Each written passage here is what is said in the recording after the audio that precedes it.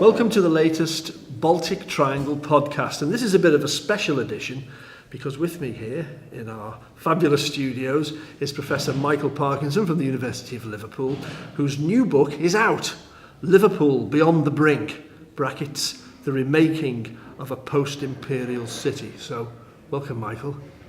First of all, I misread the title slightly at first, and I thought it read Post-Industrial City. But there's a bit of a Freudian slip there because at one stage we very nearly were post-industrial, weren't we? Freudian slap, yeah. Nice to be here. I'm glad we're doing this. We were not an industrial city. Sheffield, Manchester, Birmingham, Newcastle, they were industrial cities. We were a port city. We were a mercantile city. We were an imperial city. We were the biggest, richest city of the biggest empire the world had ever seen. And when I was writing the book and I said, what's it about? What am I really writing about? I thought, I'm writing about the way a city which had been an imperial city which sort of ran the world fell from grace and had to reinvent itself. And I call us now a global city, because we are, Scousers, we're global, but we're not imperial, we don't rule the world. So that's why post-imperial, not post-industrial. We're different, we're special, we're unique. Are we still different, special and unique? Absolutely, read the book. I mean, I've spent a lot of my career writing about basically declining cities, right across Europe and across the UK and North America, and in some ways they're all the same. Same challenges, same problems, same kind of answers. But I don't want to be a kind of professional Scouse sentimentalist, but we are different, yeah? We never lost the feeling that we were a great city, an imperial city. We were outward looking, we were self-confident, we were connected, we had big ideas, we traded in ideas and services and people. And that meant we had, then the river, then the migrants and the immigrants and the poets and the flanners and the footballers and the music. And other cities have got some of that, but we've got all of that. So that river, that music, that non-English, Celtic, immigrant, Welsh, Scottish, Irish, black, Asian, that's what makes us different, that's what makes us interesting. Go back 30 years to your first big Liverpool book, Liverpool on the Brink, and maybe describe to people who weren't knocking around then what the place was like. It's very hard to remember just how awful it was. I'd come in the 60s as a student. I tried to pick up John Lennon's wife in the cavern while the Beatles were playing on stage, really. And you can imagine what she said, beginning in F and ending in F. I'd been here in, quote, the great days. Then when we went into those very difficult days, for me personally it was very exciting. I was writing the tale, I was famous, I was on the telly, I was on the radio, I was lapping it all up. But in retrospect, the scale of the economic decline, the scale of the political problems, the scale of what I call the psychological decline, the cultural decline, the failure, the lack of self-confidence, the physical decline, people leaving, jobs leaving, hope leaving, we lost our way. Are you talking now about the 70s and 80s or the 80s, or when's the period that happened? If you look back, we were great just before the First World War. We tripped up in the 30s in recession, but we recovered. And in the 60s, we were good. Not just the Beatles, but the port, the car industry, the city centre. The 70s changed all of that. I mean, joining Europe in 73, the oil-based recession in 73, that was really the collapse of the industrial economy in this country. Then the accession of Thatcher in 79 saying, cut back the state, just at the time that Liverpool's private sector was beginning to implode. that created the conditions under which it just fell apart. It just got worse economically, and then it got worse politically. So the 70s and 80s are, I think, have to be seen as the cause and the consequences of our great fall. Was the rise, therefore, of Militant in Liverpool an inevitable result of these economic failures from the 70s? History teaches nothing is inevitable, but were the conditions ripe? Yes, they were. But also Militant, which was not all bad, and not as bad as people said, had to be seen in the context of the Liverpool Labour tradition, yeah? Which had been boss-controlled. It had been right-wing unionist, yeah? It had been Catholic against Protestant working class. And it allowed, and there was unskilled workers, it allowed a kind of the entryism of a small group to move in and take over. And it was only a handful of people, really. Was that because the group before them was so weak or so ineffectual? You think in the 70s, Liverpool wasn't really a Labour city until the 1980s. Every other big city had become Labour in the 20s, Sheffield, Manchester, London. But because of working class Protestant conservative voters, it meant this big working class city had never had a big working class party majority. Yeah? And what it was bossism. And so the Braddocks and all of that meant that Labour Party was kind of discredited. Yeah? Then, of course, for a decade, no party dominated. The Conservatives lost control, the Liberals grew, we had coalitions, there was never any single agreed leadership. And so there's a great deal of what I call confusion and chaos and coalitions. And it meant the circumstances were right in which somebody could enter in and take control. You said that Militant wasn't all bad. Okay, what did they do that was good? Oh, I mean, I think what they had a decent case about the money and government and economic policy, but they overplayed the hand. So when they said, it ain't fair the government's taking so much money out of Liverpool, actually, all the senior officers in Liverpool agreed. The chief executive would say, I agree, you know? And when it said, you know, the private economy in Liverpool is in contraction and the public economy is what's keeping it going, when they said it doesn't make any sense to cut the public economy, a lot of people agreed with that, you know? And when it said, you know, we have a lot of very poor housing, we're going to build some houses, well, people said, that's not a bad idea, yeah? But they overplayed their hand. They took a good argument and it self-destructed. I mean, they would still argue it hadn't. People still come up to me in bars and say, the 47 were right, you know? It's a matter of judgment. And you know, you had to ask, people kept voting for them in the 80s. You might say, well, that was ridiculous. They're going to bankrupt the city, driving out the private sector. Why do they keep voting? Because a lot of people in this city thought, you know, the Tories don't care. They don't care about Liverpool, they want to close it down.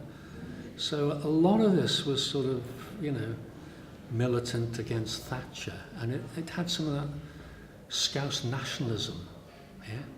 I think now we see how it all went wrong. But at the time, you know, some people got carried away. It was an exciting story. Liverpool was making a running. It was on the front pages all the time. You know, it felt like we had a big part to play. It went wrong. And yet in your book you do say that a lot of private investment was then put off looking at Liverpool after all the political problems of the 80s. Yeah. Writing this book is very difficult because what might have happened if it had been different, yeah? Some might say, well, exactly which private sector investment didn't come.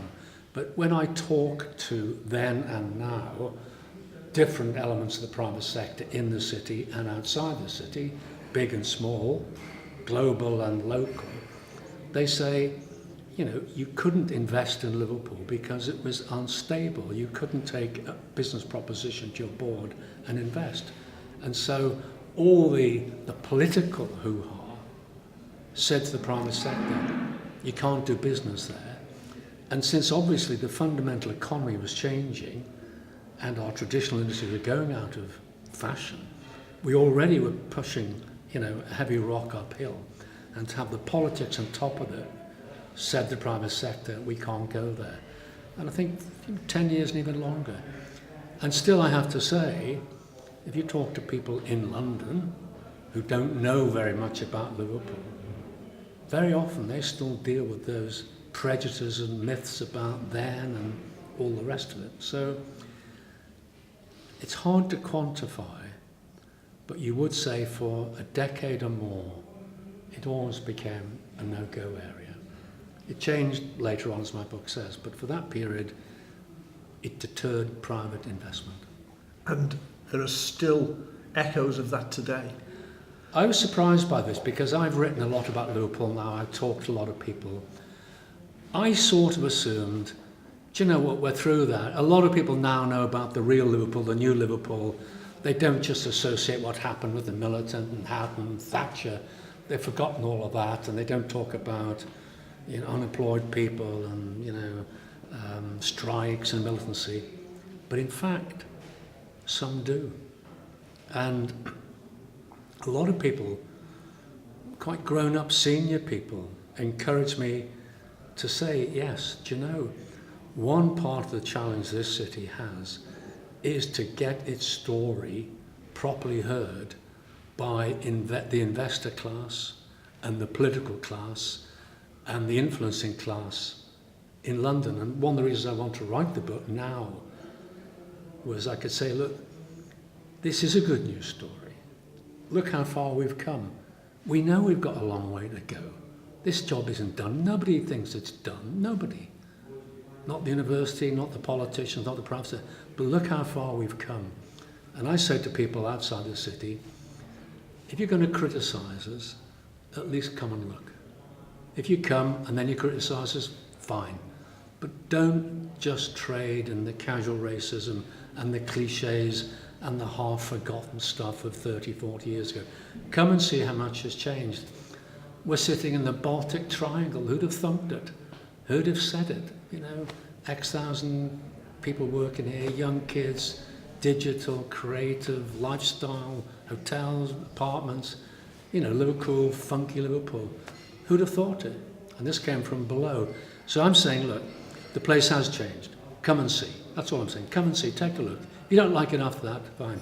But I'll tell you, if you come, you'll like it.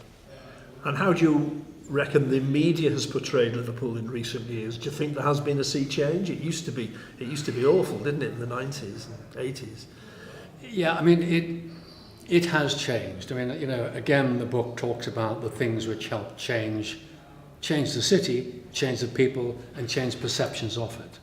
Yeah, and we now know, obviously, that Capital of Culture 2008, which is a great year, great success. Liverpool won, the waterfront, the visitor economy.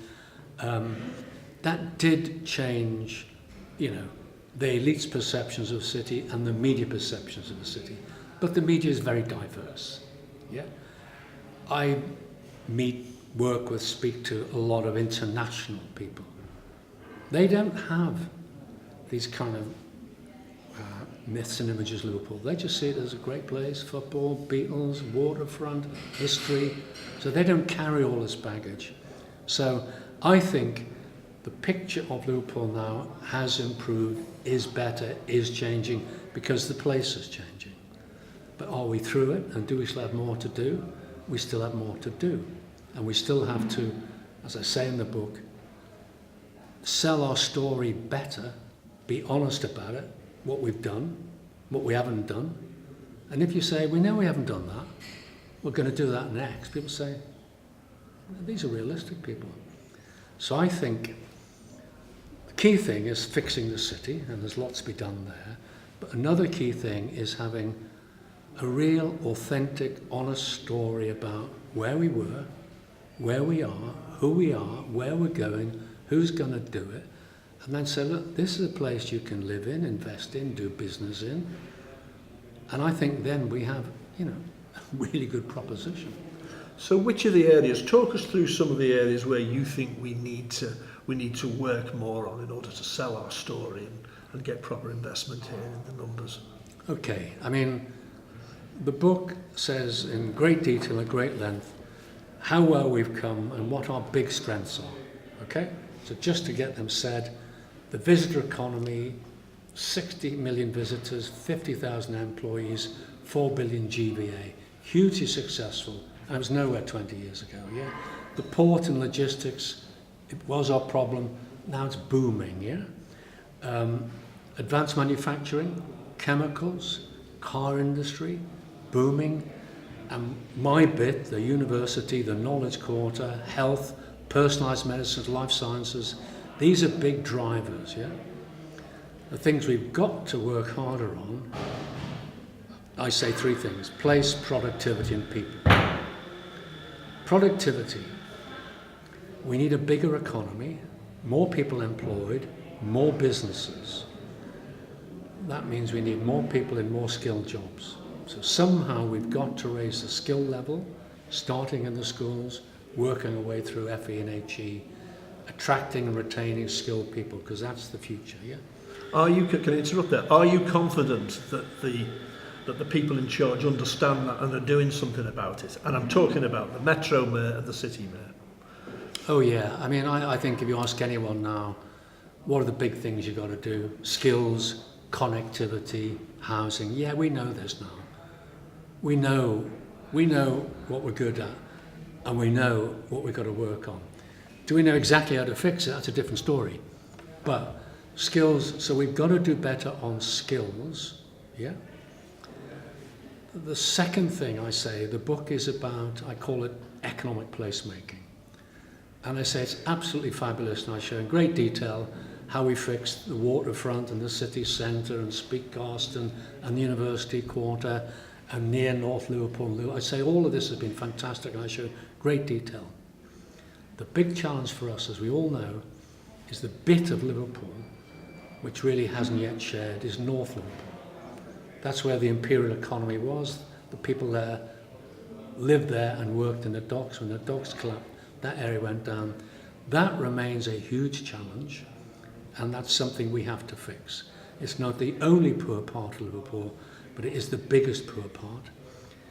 And I think with the growth of the city centre and with the development now taking place in Liverpool Waters, which will happen, and 10 streets and all of that, we have a big chance to make sure that the growth and opportunities which are going to come in the city centre and in Liverpool Waters, those things spread out into North Liverpool.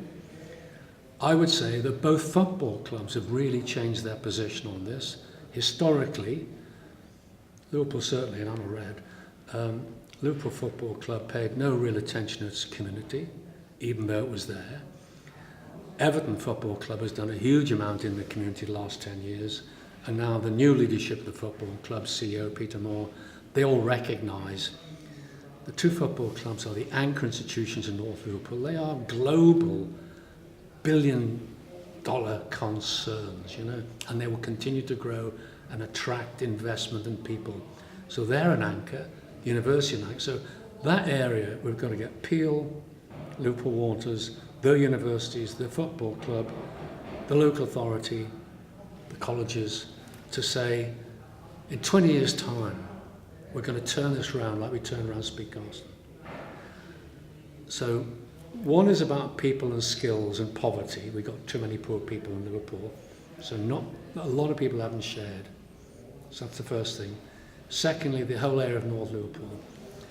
And thirdly, I think we've had a fantastic 10 years of development in the city centre, and it's transformed. I mean, when people come now, they're amazed. The waterfront, round Castle Street with the Baltic where we are now, up to the Knowledge Quarter.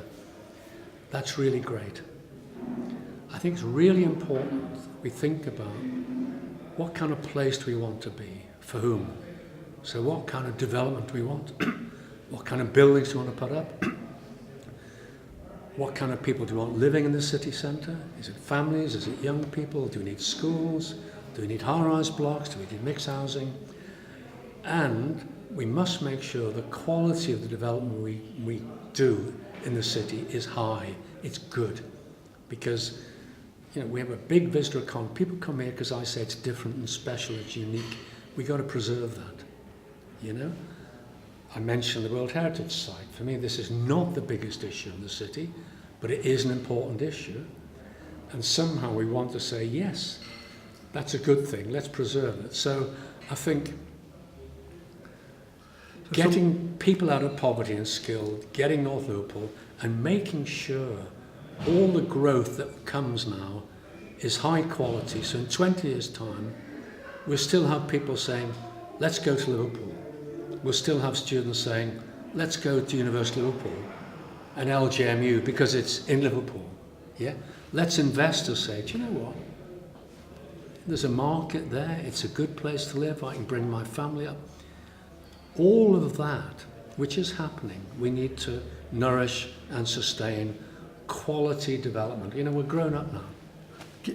And given the past 10 years austerity, and given the fact that we're on the brink of Brexit, are you confident that those aspirations that you've articulated will come to life and will happen? Life is wicked. Yeah? I said nothing is inevitable. The book said we had a glorious 10 years from the late 90s to about 2010. New Labour government, public money, expenditure, cities are back, regions are back. Very good Liberal Democrat leadership in that period, and we really represented ourselves. Liverpool won, capital of culture, objective won. The 10 years in 2010, or really 2012 when we had the first elected mayor, the city has had probably the biggest cuts of any city in the country. My book shows this, okay? I think, frankly, the elected mayor, Joe Anderson, has done a very good job of walking a tightrope, of criticising the cuts, not returning to the confrontation of bankruptcy of the 80s, trying to attract development here. And I think now, as the book says, one of the big problems we have in the city, and if you knock around as we both do, you can see it, it's becoming capital rich and revenue poor, by which I mean you can see cranes in the sky, you can see tower blocks coming up everywhere, up and down Islington, in and out the Baltic, in the city centre, in near North Liverpool. Developers know you can invest in Liverpool and make money, and there's no shortage of private sector development.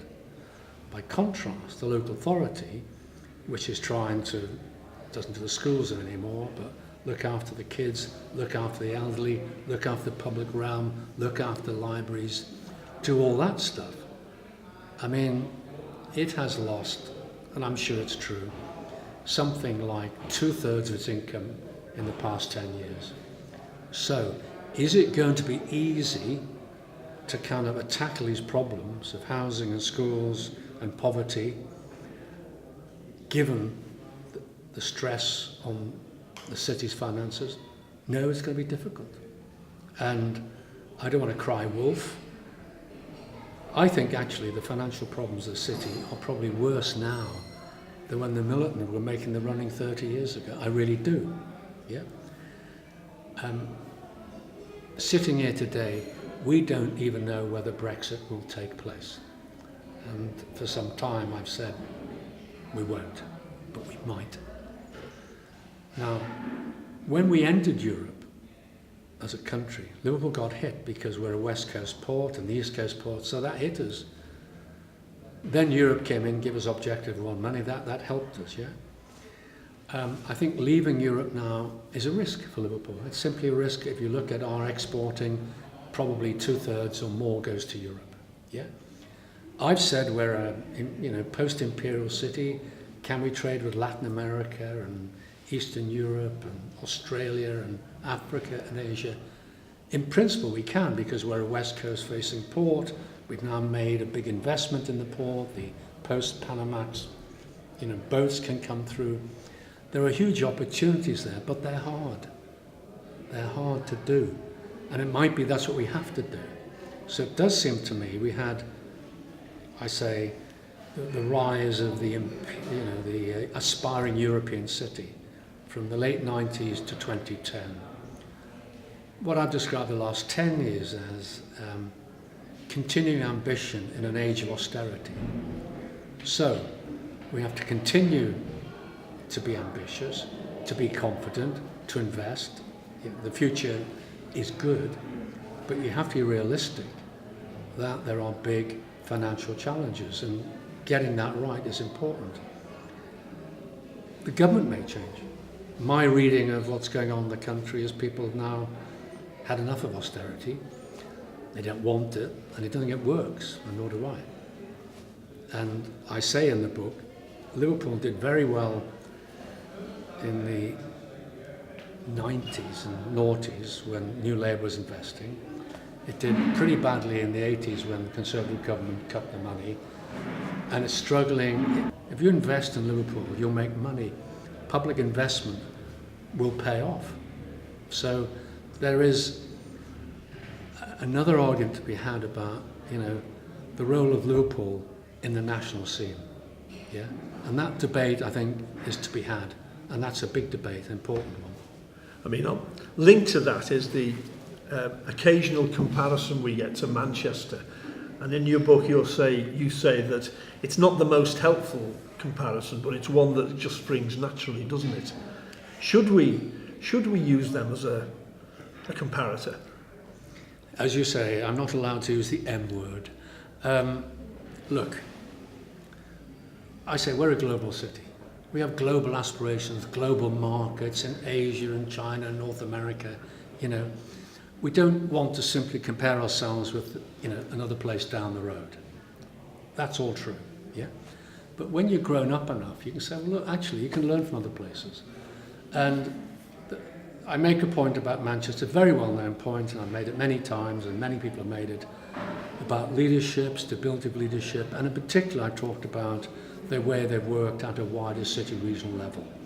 And I simply say, we don't want to copy them, but they are the regional capital. If you look at the country, Manchester and Leeds are the two highest performing cities outside London and Bristol. And so we shouldn't resent that. We shouldn't complain about that. We shouldn't stress about that. We've got our own business to do. But that shows some things of where they did well, with their universities, with their metro system, with their airport. We all know 50 years ago, Ringway and Speak were two sheds, but Ringway had a big chandelier. Now Manchester's a global airport, 50, 60 million, we've got 5 million. But that's a fact of life, so we shouldn't obsess, learn from them, and in fact I think collaborate with them, because there's another bit of the book which says Liverpool should do what it does, and it should do what it does well, and it should be itself. That's my view. Be authentic, be who we are, what we are, and people will always come here. I shouldn't say this, but I had a group of visitors from Denmark last week, and they spent some time in Manchester and some time in Liverpool. And I said, what do you think? Manchester, very good. Regional capital, yes. What do you think about Liverpool? Interesting. Interesting. They came here and said, Berlin. We have a grip on the imagination. Yeah. So I think don't obsess about Manchester, don't neglect, don't ignore, learn what they did, but do our own thing. That's my line.